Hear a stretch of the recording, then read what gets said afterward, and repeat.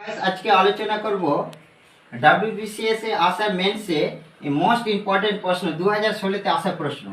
এক ব্যক্তি নৌকাতে স্রোতের প্রতিকূলে 2 কিমি যায় 20 মিনিটে এবং ফিরে আসে 15 মিনিটে, স্থির জলে নৌকার বেগ কত?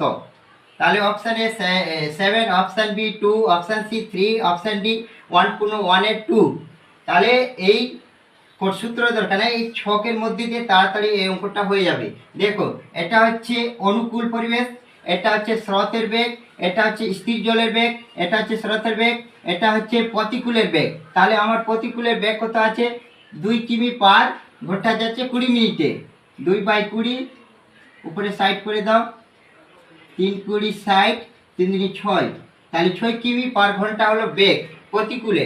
এবার অনুকূলের গতিবেগ বার করব, 15 মিনিটে ফিরে আসে, তাহলে 2/15, এই সাইডটা উপরে চলে আসবে,